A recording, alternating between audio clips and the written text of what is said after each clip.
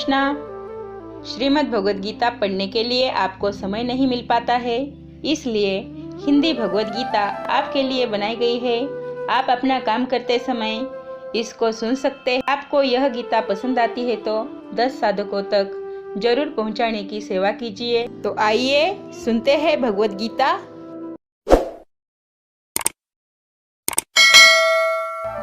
ओम श्री परमात्मने नमः। श्रीमद् भगवद गीता।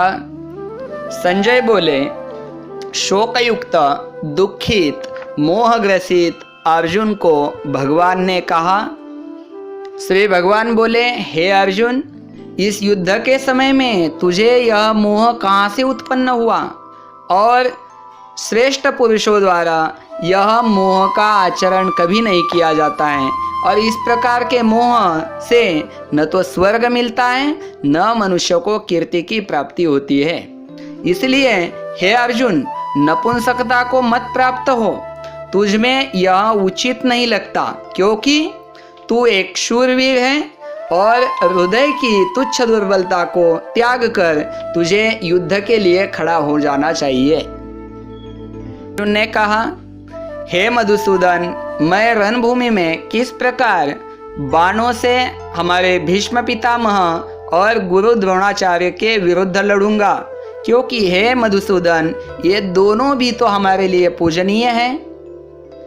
इसलिए इन महानुभाव गुरुजनों को न मारकर मैं लोगों में भिक्षा मांगकर खाना ही कल्याणकारक समझता हूँ, क्योंकि गुरुजनों को मारकर यह प्राप्त हुए भोग किस काम के?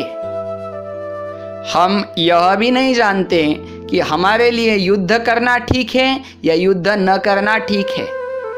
हम युद्ध में जीतेंगे या नहीं जीतेंगे, और हमारे आत्मीय बंधुजन ही हमारे विरुद्ध लड़ने के लिए खड़े हो गए हैं।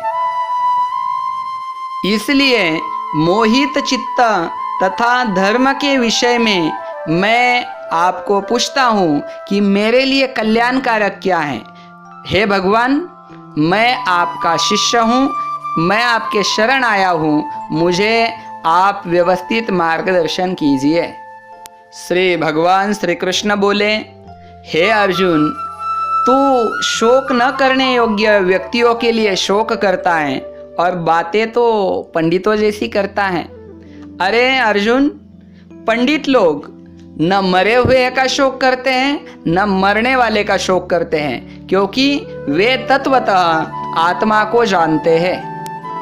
हे अर्जुन, मैं, तू और ये सभी राजा लोग पहले भी विद्यमान थे, इस जन्म में भी उत्पन्न हुए हैं और भविष्य में भी ये रहेंगे। यह जीवात्मा मरता नहीं, केवल यह शरीर बदलते रहता है। जैसे किसी मनुष्य को बालकपन, वृद्धपन तथा तरुणावस्था प्राप्त होती है, वैसे ही इस शरीर को हर समय भिन्न भिन्न शरीर प्राप्त होता है। इसीलिए धीर पुरुषों को इस विषय में मोहित नहीं होना चाहिए। हे अर्जुन, सर्दी, गर्मी, सुख, दुख, मान, अपमान देने वाले इंद्रिय और विषयों के संयोग तो उत्पत्ति विनाशशील तथा अनित्य हैं। इसलिए हे अर्जुन, उनको तू सहन कर। सुख दुखों में समान रहने वाले योगी पुरुष इंद्रिय और विषयों के संयोग से व्याकुल नहीं होते, वे अपना मोक्ष की प्राप्ति का मार्ग ही सुगम करते हैं। हे अर्जुन, तू उस अविनाशी तत्व को जान जो इस संपूर्ण चराचर में व्याप्त है, और उस अविनाशी तत्व का कोई भी विनाश नहीं कर सकता है। उस अविनाशी जीवात्मा के जितने भी शरीर मिलते हैं, वे सभी शरीर नाशवान हैं। इसलिए उन शरीरों के लिए कभी शोक नहीं करना चाहिए। वास्तव में इस आत्मा को न कोई मार सकता है, न यह आत्मा किसी को मारती है। यह आत्मा न तो किसी काल में जन्म लेती है, न इसकी मृत्यु होती है। क्योंकि यह अजन्मा, नित्य, सनातन और पुरातन है। शरीर के मारे जाने पर भी आत्मा को कोई मार नहीं सकता है। हे अर्जुन, जो साधक इस आत्मा को अविनाशी समझता है वह कैसे किसको मार सकता है और वह किसी के द्वारा कैसे मारा जा सकता है। हे अर्जुन, मनुष्य जैसे पुराने फटे वस्त्रों को फेंक देता है और नए वस्त्र धारण करता है, वैसे ही इस शरीर के जीर्ण शीर्ण होने पर जीवात्मा भी इस शरीर का त्याग करती है और नया शरीर धारण करती है। इस आत्मा को न शस्त्र काट सकते हैं, न आग जला सकती है, न पानी भिगा सकता है, न वायु इसको सुखा सकती है, क्योंकि यह आत्मा अछेद्य, अदाह्य, अक्लेद्य और निसंदेह अशोष्य है। वैसे ही यह आत्मा नित्य, सर्वव्यापी, अचल, स्थिर तथा सनातन है। इस अविनाशी, अचिंत्य, अव्यक्त आत्मा को समझकर तू शोक मत कर, क्योंकि शोक करना तेरे लिए उचित नहीं है। यदि हे अर्जुन तू इस आत्मा को जन्मने वाला और मरने वाला भी समझता है तो भी इसके विषय में शोक नहीं करना चाहिए, क्योंकि जिसका जन्म होता है उसका मृत्यु निश्चित है। इसलिए उस विषय में शोक करना उचित नहीं है। हे अर्जुन, सभी प्राणी जन्म के पूर्व में भी अप्रकट थे, मरने के बाद भी अप्रकट हो गए, केवल इस बीच में वे प्रकट होते हैं, इसलिए उनके प्रति मोह नहीं होना चाहिए। हे अर्जुन, प्राणी, पशु, मनुष्य तथा कोई भी जीवात्मा तथा किसी भी आत्मा का वध नहीं किया जा सकता है, इसलिए उनके विषय में शोक नहीं करना चाहिए। हे अर्जुन, तुझे अपने धर्म को समझते हुए डरना नहीं चाहिए, क्योंकि क्षत्रिय के लिए धर्मयुक्त युद्ध से बढ़कर कोई भी कल्याणकारी मार्ग नहीं है। हे अर्जुन, इस युद्ध रूपी स्वर्ग के खुले हुए द्वार को भाग्यवान क्षत्रिय ही प्राप्त करते हैं। तू इस धर्मयुक्त युद्ध को नहीं करेगा तो अपना स्वधर्म और अपनी कीर्ति को धूमिल कर देगा। फिर सभी तुझे मानने वाले तेरे अपकीर्ति का ही कथन करते रहेंगे, और अपकीर्ति श्रेष्ठ पुरुषों के लिए मरण से भी बढ़कर कष्टदायी है।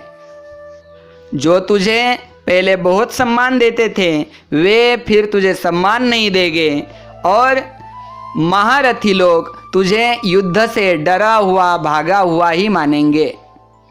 तेरे शत्रु लोग, वैरी लोग तेरे सामर्थ्य की निंदा करते हुए तुझे अपशब्द कहेंगे, और उससे दुखदायी क्या हो सकता है। हे अर्जुन, युद्ध करते समय यदि तू मारा जाएगा तो तुझे स्वर्ग मिलेगा, और यदि युद्ध को जीतेगा तो इस पृथ्वीलोक का राज्य भोगेगा। इसलिए तुझे युद्ध ही करना चाहिए।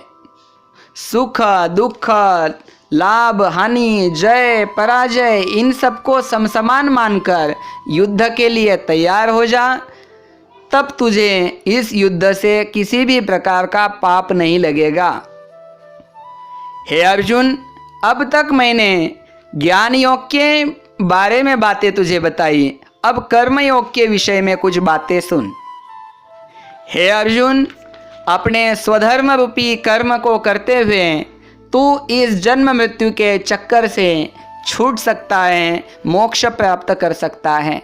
हे अर्जुन, अपने स्वधर्म का पालन करने में निश्चल बुद्धि आवश्यक होती है, परंतु जिनकी बुद्धि स्थिर नहीं होती है उनकी निश्चित ही दुर्गति होती है।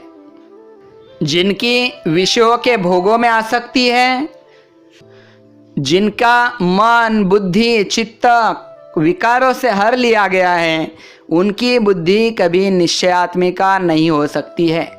हे अर्जुन, हर्ष शोकों को छोड़कर तथा विषयों की आसक्ति छोड़कर मुझ परमात्मा में ही तू अपने बुद्धि को स्थिर कर। जब समुद्र जैसे बड़े जलाशय को प्राप्त करने के बाद छोटे जलाशय का कोई महत्व नहीं रहता है, वैसे ही ब्रह्म तत्व को जानने के बाद सामान्य विषयों का कोई महत्व नहीं रहता है। हे अर्जुन, तेरा केवल कर्म करने में ही अधिकार है, उसके फल में तेरा अधिकार नहीं है। इसीलिए केवल तू कर्म करते चल, उसके फल में आसक्ति मत रख। हे अर्जुन, तू आसक्ति को त्याग कर सिद्धि असिद्धि में समान बुद्धि वाला होकर अपने कर्तव्य कर्मों को करते हुए तू समत्व योग को उपलब्ध हो जा। हे अर्जुन, सकाम कर्म अत्यंत निम्न प्रतीका है, इसलिए उच्च श्रेणी का समत्व बुद्धि रूप योग को ही धारण कर। समबुद्धि युक्त पुरुष पाप और पुण्य दोनों को इसी लोक में त्याग देता है और मुक्त हो जाता है। इसलिए तू भी समत्व रूप योग में स्थित हो और अपने मुक्ति का साधन कर। यही कर्म बंधनों से छूटने का उपाय है। समबुद्धि पुरुष कर्मों से उत्पन्न होने वाले फल को त्याग कर जन्म रूपी बंधन से मुक्त होकर परम पद को, निर्वाण पद को प्राप्त होते हैं। हे अर्जुन, मोह रूपी दलदल से तू जब बाहर हो जाएगा तब तुझे अवश्य वैराग्य की प्राप्ति होगी। भिन्न भिन्न मतों को सुनकर विचलित हुई तेरी बुद्धि जब स्थिर हो जाएगी तब तुझे परमात्मा की प्राप्ति होगी। अर्जुन बोले, हे केशव, हे माधव, समाधि में स्थित तथा परमात्मा को प्राप्त हुए स्थिर बुद्धि पुरुष का क्या लक्षण है?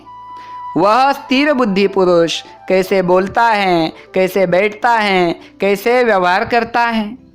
श्री भगवान बोले, हे अर्जुन, जो पुरुष सभी कामनाओं का त्याग करता है और अपने आत्मा में ही संतुष्ट रहता है, उसी को स्थित प्रज्ञ कहा जाता है। दुखों की प्राप्ति होने पर जो विचलित नहीं होता और सुखों की प्राप्ति होने पर जो निस्पृह रहता है, जिसके राग भय क्रोध काम नष्ट हो गए हैं, ऐसा ही मुनि स्थित प्रज्ञ कहा जाता है। जैसे कछुआ अपने अंगों को सभी ओर से समेट लेता है, वैसे जो पुरुष अपने इंद्रियों को विषयों से हटा लेता है, उसी को स्थिर बुद्धि कहा जाता है। हे अर्जुन, विषयों से इंद्रियों को हटाने के बाद भी इंद्रियों में विषयों की आसक्ति शेष रह जाती है, परंतु स्थित प्रज्ञ पुरुषों की वह आसक्ति भी समाप्त हो जाती है और फिर उनको परमात्मा का साक्षात्कार होता है।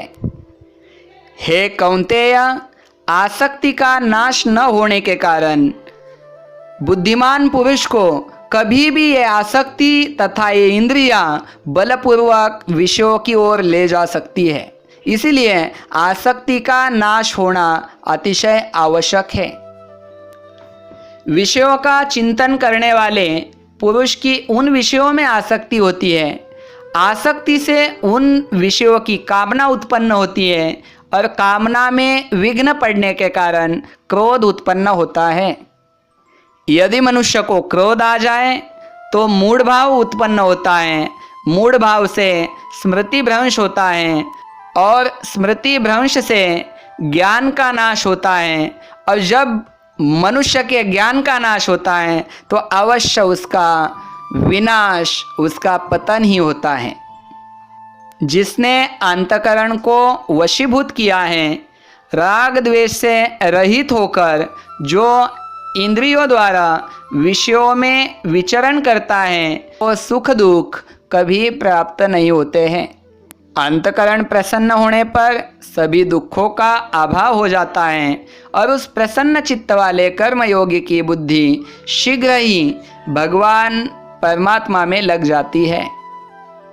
जिसने अपने मन को नहीं जीता है उसकी बुद्धि निश्चयात्मिका नहीं होती है, और ऐसे मनुष्य को न शांति प्राप्त होती है न सुख प्राप्त होता है।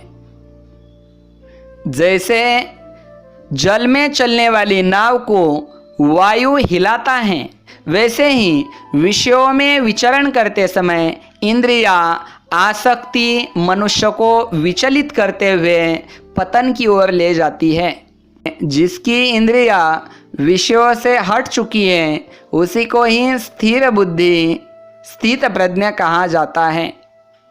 सभी प्राणियों के लिए जो रात्रि के समान है, ऐसे ज्ञान स्वरूप परमात्मा की प्राप्ति में स्थित प्रज्ञ योगी जागता है, और जिस नाशवान सांसारिक सुख की प्राप्ति में सभी प्राणी जागते हैं, उस भोगों के समय में यह मुनि रात्रि के समान सोता है।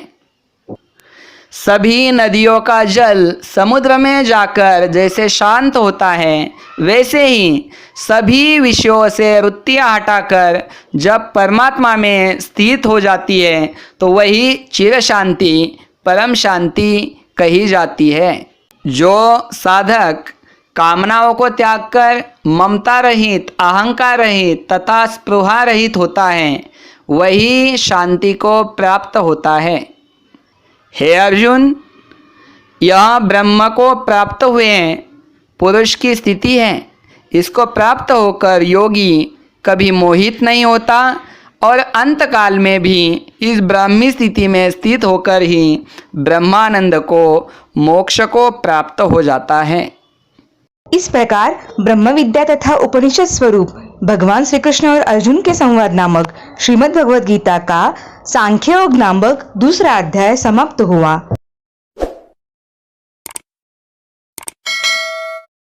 आपने यदि हमारा चैनल सब्सक्राइब नहीं किया है तो सब्सक्राइब कीजिए और बेल बटन दबाइए, ताकि आने वाली वीडियो की जानकारी आप तक जल्द से जल्द पहुंचे।